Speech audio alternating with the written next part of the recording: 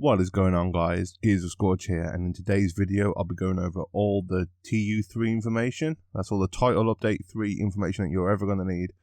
We've had a massive load of information drop overnight, so we know when the update's coming, we're going to know what it consists of. We've got all the information coming up right after this.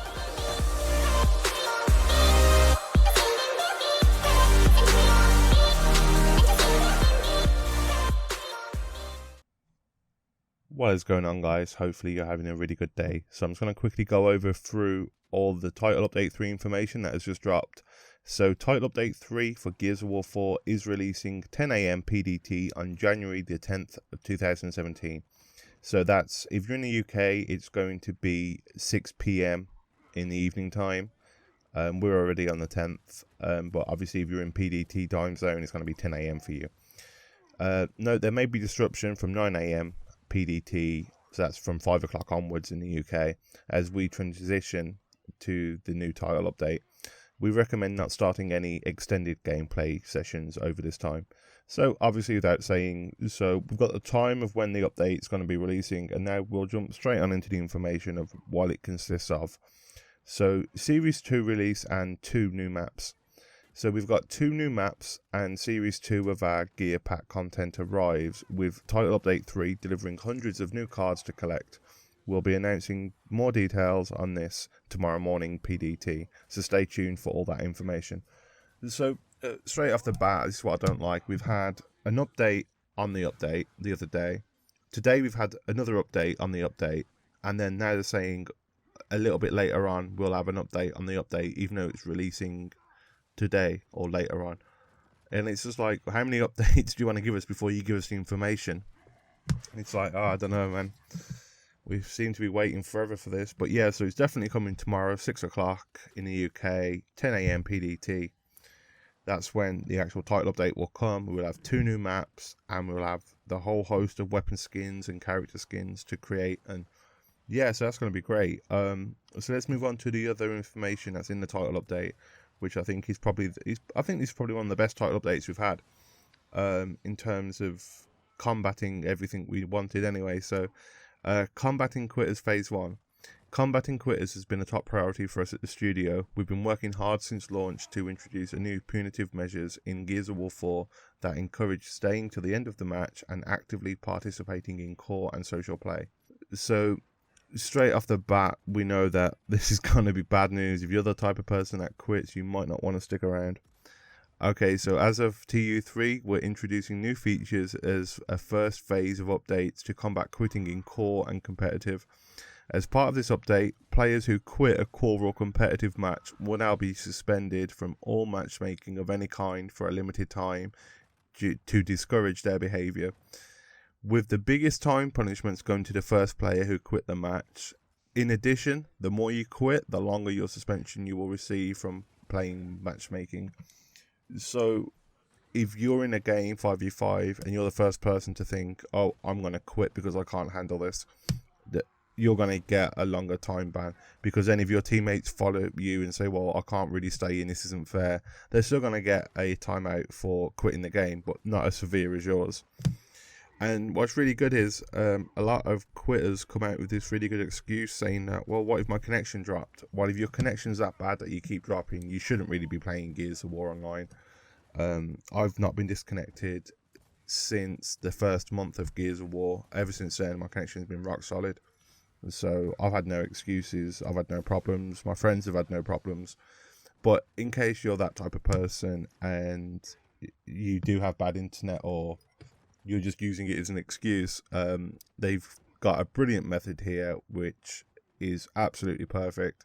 So if your connection temporarily dropped or your pet tripped on the power cable, all is not lost. Players can rejoin the match they've left, provided it's still in progress, for up to 5 minutes from the time they've quit, through a new rejoin match option in the versus menu. Rejoining and completing the match will result in no penalties. So if you do get disconnected, as you know yourself, it only takes 30 seconds to a minute to connect and get back online. Once you do that, load up Gears, straight back into the game you've just left, finish off the game, no problem. So now there is no excuses. If you do get disconnected, you can join back in. However, if you reconnect and you decide, I'm not going to join that game, well, then you're going to get a timeout ban, and that's exactly what needs to happen. It needs to be tough to stop people from doing it. Okay, so some other information we've got spectator mode improvements, and there's a whole host of them. I'm not really interested in the spectator side of things, so I'm going to leave a link in the description so you can go and read all this in full and in its entirety. I'm just going to go over some of the other fixes that we've got for TU3. Skill ranking will now be visible again at the end of the scoreboard. Added spawn SWAT UI when spawns flip in versus. Increased the cost of the Hammer of Dawn strike in Horde. Oh, that's bad news for me. I love that Hammer of Dawn. Increased escalation win and loss bonuses. So that's good. Increased escalation win and bounty rewards. So a lot more XP and credits by the looks of it if you're doing escalation. Tune criteria and rewards for King of the Hill bounties. No, that's pretty good. Fix an exploit that allows players to teleport energy to their position in Horde. I have no idea of this exploit. Squad members can immediately see when they have been removed from a squad. Well, it alerted me anyway whenever I left a squad. It says you have been removed by your squad. Weird. The Horde skills UI notification alerting you to a new skill now works correctly. Oh, that's so good. Every time I log into Gears of War, it says under the Horde skills notification that there's one thing I've not opened or seen. And then it's really annoying. It's always been there. And no matter how many times I check, it's still there. So it's good that this has been addressed. One of the big changes here is the long shot can no longer shoot through walls if positioned at a 90-degree corner. Oh, God. Thank God. Another big fix here is the audio for Horde. It says here they fixed an issue where audio slowly cut out in Horde, and I've had that so many times. So it's really good that they've attended to that issue. Also, one of the biggest ones here is fixed an issue allowing grenades to continue into the next round in versus. So what would happen is if you was playing the first round of Team Deathmatch, someone could come and plant a frag in your spawn, and then literally round 2, when you load up, the grenade will still be there. So you come out of spawn and you all die. Oh, that's a bit crazy, and that's been in there since the beta, so I don't know how it got past quality control, and I don't know how that bug lasted this long, but it's finally been removed. So that's really good. Removed exploits, obviously, for users to stop breaking out the map on different maps and during Horde. So yeah, overall, it's pretty good. I'm just going to read this little side note here. We're continuing to work on lobbies for core and competitive, in addition to more punitive measures for quitting and investigating tuning improvements. We can't wait to deliver all this and more throughout 2017. Here's to another year of Gears. We'll see you online. And there is a side note, side note, if you will.